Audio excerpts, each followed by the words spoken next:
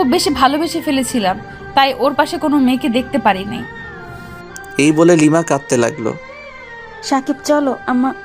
হঠাৎ সাকিবের ফোন বেজে উঠল। সাকিবের ফোনে ওই পাশ থেকে ফোন দিয়ে এয়ারপোর্ট থেকে একজন বলল, আপনি কি সাকিব বলছেন? আমি সাকিব বলছি, আপনি কে? আমি এয়ারপোর্ট থেকে বলছি। সালাফি ইসলামের আপনি কি হন? আমি ওর ভাই হই। কেন? আমরা দুঃখের সাথে জানাচ্ছি যে 8টা 15 মিনিটে ছেড়ে যাওয়া ফ্লাইটটি দুর্ঘটনায় বিধ্বস্ত হয়ে গেছে। কেউ বেঁচে নেই। আপনারা এসে লাশ চিহ্নিত করে নিয়ে যাওয়ার জন্য অনুরোধ করা হলো। সাকিবের হাত থেকে ফোন পড়ে যায়। সাকিব ধপাস করে মাটিতে বসে পড়ে আর কাঁদতে থাকে। সাকিবের কান্না দেখে মা জিজ্ঞেস করে, কি হয়েছে বাবা? সাকিবের মুখ দিয়ে কোনো কথাই বাহির হচ্ছিল না। এবার সিমি সাকিবের কাছে বসে প্রশ্ন করে, কি হয়েছে আমাকে বলো। যে ফ্লাইটে সালাফি যাচ্ছিল ওই ফ্লাইট অ্যাক্সিডেন্ট করেছে। কি বলছে এসব? একজনও নাকি বেঁচে নেই। আমাদের তাড়াতাড়ি সেখানে লাশ চিহ্নিত করার জন্য যেতে বলল। মা, এটা হতে পারে না। আমার ভাই আমাকে ছেড়ে যেতে পারে না। তুমি মজা করছো তাই না? তুমি আমাকে মিথ্যা বলছো তো? না, আমি মিথ্যা বলছি না। না, তুমি মিথ্যে বলছো। আমার ভাই আমাকে ছেড়ে কোথাও যেতে পারে না। আমার ভাইকে তুমি এনে দাও। কেমন বন্ধু তুমি? নিজের বন্ধুকে আগলে রাখতে পারো না? আমার ভাইটার সাথে শেষবার আমি কথা বলতে পারিনি। ভাই, এই ভাই, কই তুই? দেখ, তোর আপু তোকে ডাকছে। আয় না ফিরে। তুই তো জানিস তোর বোন তোকে ছাড়া থাকতে পারে না। এই ভাই। সিমি আপু আর কিছু বলতে পারল না, অজ্ঞান হয়ে পড়ে গেল। সাকিব ধরে মেঝেতে বসে সিমি আপুর জ্ঞান ফেরানোর চেষ্টা করছে। জান্নাত কাঁদছে আর রনি ভাইকে বলছে, এইসব আমার জন্য হয়েছে তাই না ভাইয়া? আমাকে সেদিন যদি ভাইয়াটা সাহায্য না করতেন তাহলে আজ তার এই অবস্থা হতো না। মা যেন বাকশক্তিহীন হয়ে গেছে, শুধু নির্বাকের মতো তাকিয়ে আছে। এইসব আমার জন্য হয়েছে, আমি এই সব কিছুর জন্য দায়ী। না, সালাফের কিচ্ছু হয়নি। ও আমাদের ছেড়ে কোথাও যাবে না। ও এতটা স্বার্থপর হতে পারে না। ওর কাছে মাফ চাওয়ার অধিকারটুকুও কেড়ে নিতে পারে না। আমি ওকে খুঁজতে যাব। না, আমার ছেলে আমাকে ছেড়ে যেতে পারে না। আমি আমার ছেলেকে খুঁজতে যাব। হঠাৎ মা উঠে দাঁড়িয়ে আব্বার কাছে যায়, গিয়ে ঠাস ঠাস করে চড় মেরে বলে, খবরদার ওই নোংরা মুখে আমার ছেলের নাম নেবেন না।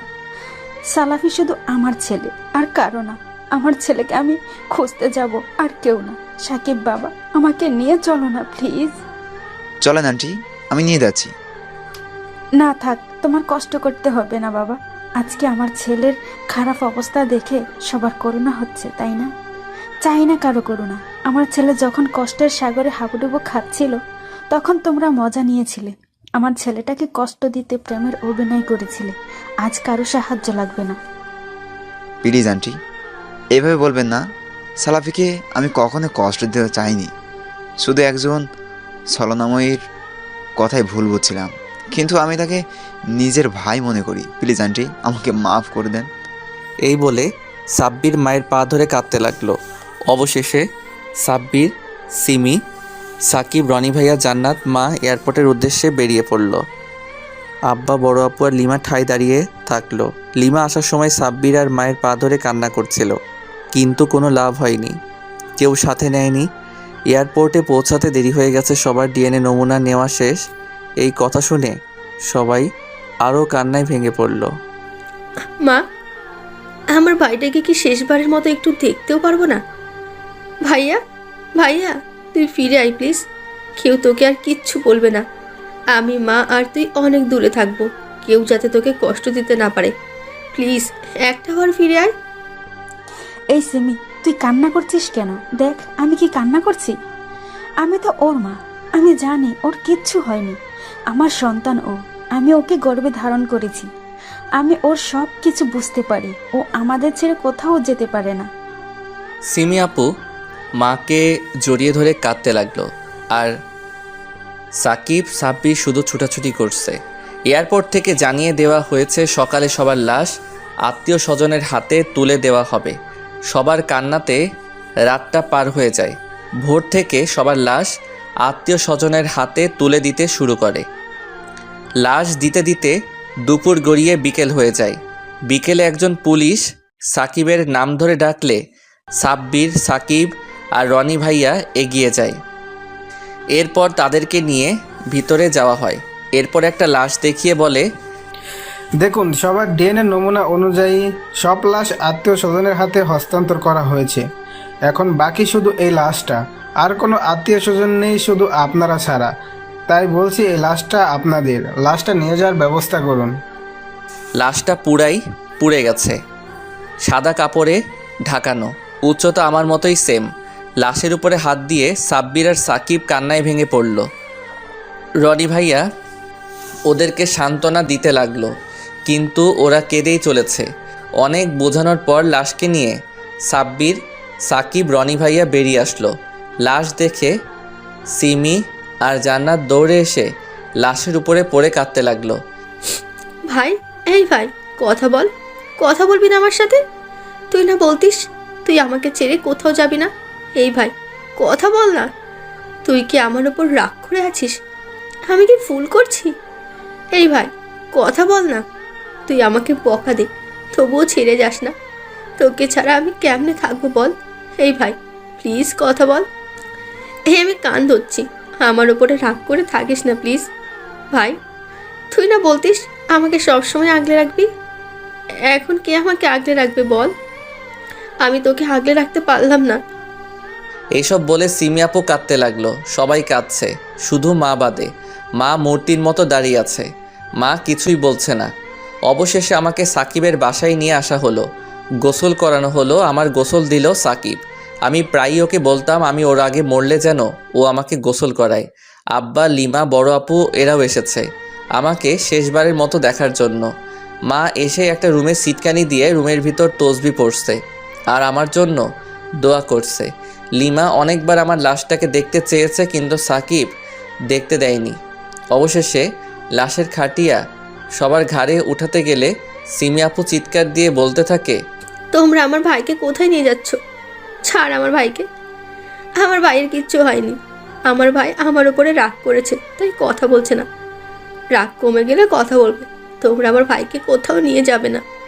সবাই সিমি আপুকে শক্ত করে ধরে রেখেছে। অবশেষে লাশটাকে কবরস্থ করা হয়। আব্বা কবরে মাটি দিতে আসলে সাকিব বাধা দেয়। আব্বা অনেক অনুরোধ করে, কিন্তু সাকিব কোনো কথা শুনেনি। কবর দেওয়া শেষে সাকিব আর সাব্বির কবর উপরে শুয়ে কাঁদতে থাকে। তুই না বলতিস আমরা যেখানে যাব 4 জন একসাথে যাব, বাঁচলে একসাথে বাঁচবো আর মরলে একসাথে? তাহলে আজ কেন এরকম করলি? আমাদের ছেড়ে কেন চলে গেলি? ফিরে আয় না প্লিজ। আমরা তোকে ছাড়া যে ভীষণ শূন্য। কে আর আমাদের হাসি ঠাট্টায় মাতিয়ে রাখবে? প্লিজ একবার ফিরে আয় দোস্ত।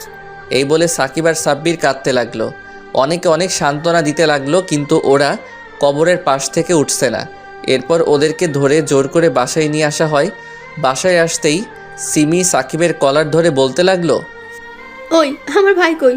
আমার ভাইকে কোথায় রেখে আসছিস? জানিস না আমার ভাই অন্ধকারে ভয় পায়? যা, আমার ভাইয়াকে নিয়ে আয় প্লিজ। নিয়ে আয় না প্লিজ। সবাই কান্নায় ভেঙে পড়ল। এভাবে 2 দিন চলে গেল। সাব্বির আর সাকিব প্রতি রাতে কবরের পাশে শুয়ে থাকে। সিমি আপু কিছু খায়নি। হঠাৎ মা খাবার নিয়ে সিমি রুমে প্রবেশ করে। সিমিকে বলে, তুই খাচ্ছিস না কেন? তুই আর কাঁদবি না। তুই জানিস না তোর ভাই তোকে ছেড়ে কোথাও যেতে পারে না? তুই কি তোর ভাইকে বিশ্বাস করিস না? তোর ভাইয়ের কিছু হয়নি। আমার বাবু আমার কোলে ফিরে আসবে। আয় দেখি, আমি তোদের খাইয়ে দেই। তোর ভাই আসলে অনেক বকে দিবে কিন্তু। মায়ের কথা শুনে সাকিব, সাব্বির আর সিমি আপু মাকে জড়িয়ে ধরে কাঁদতে লাগলো। তারপর মা ওদেরকে খাইয়ে দেয়। অন্যদিকে লিমার অবস্থা খুব খারাপ। সবসময় আমার জন্য কান্না করে, খাওয়া দাওয়া করে না, রুম থেকেও আর বাহির হয় না। সাকিব রনি ভাইয়াকে অনেক রিকোয়েস্ট করে বড় আপুকে বিয়ে করার জন্য। আমার শেষ ইচ্ছার কথা শুনে রনি ভাইয়া রাজি হয়ে যায়। অবশেষে ওদের বিয়ে হয়। সাকিব আর সিমিরও বিয়ে হয়েছে। সাব্বির আর জান্নাতের সম্পর্ক হয়। তারাও অনেক সুখে আছে এখন। কিন্তু রাত হলে সাকিব ভুলে না কবরের পাশে আসতে। আব্বা এখন পুরাই একা হয়ে গেছে। সাকিব আর সাব্বির মাঝে মাঝে লিমাকে দেখতে যায়। লিমা এখন মানসিক রোগীর মতো আচরণ করে। রনি ভাই বড় আপুকে দেখতেই পারতো না, কিন্তু আস্তে আস্তে ওদের সম্পর্ক স্বাভাবিক হয়। এভাবে 4 বছর চলে যায়। 4 বছর পর লিমার মাথায় ব্রেন ক্যান্সার ধরা পড়ে। লন্ডন থেকে একজন স্পেশাল ডাক্তার আসার কথা। ডাক্তার বলে দিয়েছে আজকের অপারেশনে রোগীর বাঁচার সম্ভাবনা 2%। তাই মানবতার খাতিরে মা, সিমি আপু, সাকিব, সাব্বির সবাই এসেছে। সাকিব দেখতে পেল একজন ডাক্তার এবং তার সাথে একজন মহিলা ডাক্তার হেঁটে আসছে। ডাক্তার দুজন ওটিতে ঢুকে পড়ল। দীর্ঘ 2 ঘন্টা পর ডাক্তার ওটি থেকে বেরিয়ে বলল, অপারেশন সাকসেসফুল। জি আলহামদুলিল্লাহ। এই অপারেশনটা আমাদের কাছে খুব ক্রিটিক্যাল ছিল। আমাদের দেশের ডাক্তার দ্বারা কখনোই সম্ভব হতো না। শুধু এই ডাক্তার দম্পতির জন্য আজ নীলাই বেঁচে গেল। আর একটা সুখবর আছে, কি সুখবর ডাক্তার? যেখানে অপারেশন করতে 2-3 লাখ টাকা, সেখানে ডাক্তার নিজেই কোনো টাকা নিতে চাননি। আপনাদের কপাল খুব ভালো। আচ্ছা ডাক্তারের নাম কি? ডাক্তারের নাম বাবু। বাবু নাম শুনে মা চমকে গেল। আচ্ছা আমরা কি তার সাথে কথা বলতে পারি? না, এখন না, ডাক্তার এখন খুব ক্লান্ত, উনি এখন রেস্ট নেবেন। আচ্ছা আমরা কি এখন রোগীর সাথে দেখা করতে পারি? না, এখন না, আগে বেডে দেই তারপর। আচ্ছা ধন্যবাদ ডাক্তার। এরই মধ্যে পুরুষ ডাক্তার হনহন করে চলে গেল। সাকিব এগিয়ে আসলো কিন্তু নাগাল পেল না। কিছুক্ষণ পর মহিলা ডাক্তার বের হয়ে চলে যেতে লাগলো। আবার ফিরে এলো, এসে মায়ের সামনে হাঁটু গেড়ে বসলো। বসে মাকে সালাম দিল, দিয়ে বলতে লাগলো, কেমন আছেন মা?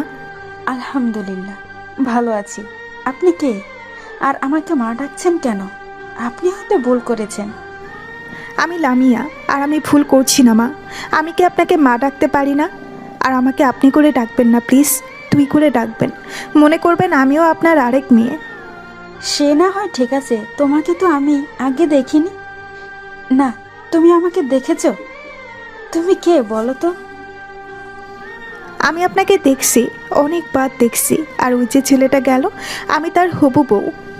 আমাকে দেখেছো কিভাবে? আর ওই ছেলেটাকে? দেখছি, আর ওই ছেলেটাই হলো বাবু, আমার হবু বর। আমি তোমাকে কখনো দেখি নাই। তোমার মুখের মাস্কটা খুলবে কি? না মা, আমি পারবো না। আগে আমার হবু স্বামীর অনুমতি নিতে হবে। আর আপনি সিমি আপু তো? কিন্তু আমাকে চিনলেন কিভাবে? বড় আপুকে চিনতে কি সমস্যা হয়? আর ছোট বোনকে কি আপনি করে বলে? সরি, আসলে তোমাকে চিনতে পারি নাই তো, তাই বললাম। আচ্ছা তুমি আমাদের কিভাবে চিনলে? একজন আপনাদের ব্যাপারে খুব সুন্দর করে বলছে, এত সুন্দর করে বলছে যে না চিনে উপায় নেই। এটা সাকিব ভাই, তাই না? আপনি আমাকেও চেনেন? না চিনে উপায় কি বলেন? দিনে কমপক্ষে 1000 বার